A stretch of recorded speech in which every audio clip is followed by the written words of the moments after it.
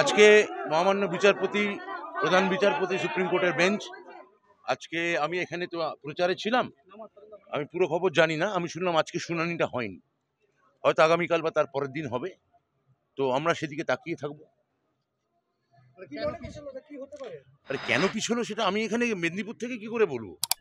Supreme কোর্টে দিল্লিতে প্রধান বিচারপতি তিনি তার পিছিয়ে দিচ্ছেন, সেটা তো আমার পক্ষে এখান থেকে বলা নিশ্চয়ই সম্ভব নয়। হয়তো অন্য কোনো মামলা ছিল। আমরা অবশ্যই আশাবাদী। সেটা তো আমি আজকে আমার বক্তৃতাও বললাম যে জাস্টিস অভিজিৎ গাঙ্গুলি যদি বলে থাকেন যে উনি ল পয়েন্টে সব দিয়েছেন, আমার তা নিয়ে কিছু বলার নেই, এটা ওনার যুক্তি। উনি যদি দয়া করে এটা বলেন যে ওনার সমস্ত দেওয়া ভার্ডিক্ট সুপ্রিম কোর্টে গিয়ে নাকচ হলো কেন, এইটা যদি উত্তর দেন তাহলে আমরা বুঝতে পারবো উনি ল পয়েন্টে রায় দিয়েছিলেন কি দেননি। আজকে তো অনশন ভাঙালাম ওদের। এতদিন ধরে আমার শিক্ষকরা এখানে অনশন করেছে সংগঠনের কথায়, পার্টির কথায়, এবং এই মমতা বন্দ্যোপাধ্যায় আমাদের মাননীয় দলনেত্রী যেমন জানিয়েছিলেন যে এই শিক্ষক, যারা যোগ্য শিক্ষক যাদের চাকরি হারা হয়েছেন, তাদের পাশে পার্টি সর্বতোভাবে, রাজনৈতিকভাবে, আইনিভাবে এবং মোরালি, নীতিগতভাবে থাকবে। তো আমরা সেটা আছি, আন্দোলন চলছে। আমাদের শিক্ষক সেল এখন অনেক সংগঠিত, প্রাথমিক এবং মাধ্যমিক প্রায় সব জায়গায় গিয়ে আমরা প্রচার করতে পারছি।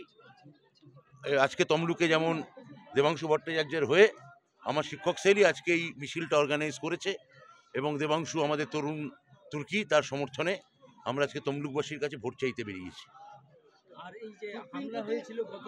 এ তো খুব নিন্দনীয় ঘটনা না?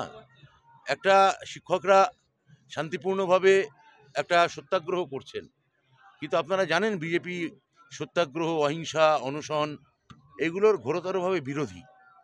যেহেতু এগুলো সব গান্ধীভিয়ান মডেল, মহাত্মা গান্ধীর মডেল, আর মহাত্মা গান্ধীকে আপনারা জানেন বিজেপি বা আরএসএস কতটা অপছন্দ করে। ফলে অনশন, সত্যাগ্রহ, অহিংসা এই শব্দগুলো শুনলে বিজেপি চটে যায়।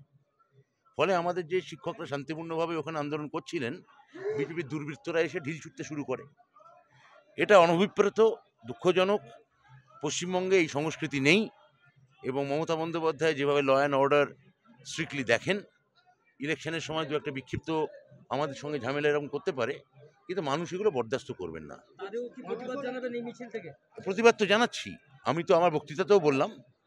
আর এখানে মিছিল করে, কিন্তু মিছিলের মূল উদ্দেশ্য দেবাংশু সমর্থনে ভোট চাওয়া। চেয়ারম্যান কয়েকদিন আগে জানিয়েছেন যোগ্য অযোগ্য কারা তা পৃথক করা সম্ভব, তাহলে আগে তারা আদালতে জানাবেন। দেখুন, এসএসসি কি জানিয়েছে সেটা তো উত্তর আমি এসএসসির আমি দিতে পারি না। এসএসসি একটা অটোনমাস সংস্থা, এসএসসির কথা নিয়ে নানা রকম মিডিয়া নানা রকম ব্যাখ্যা করছে। আমার মনে হয় এসএসসি যেটা বলেছে ঠিকই বলেছে, আর এসএসসি সেই কথার যদি ব্যাখ্যা চান সেটা এসএসসিকে জিজ্ঞেস করে নিন।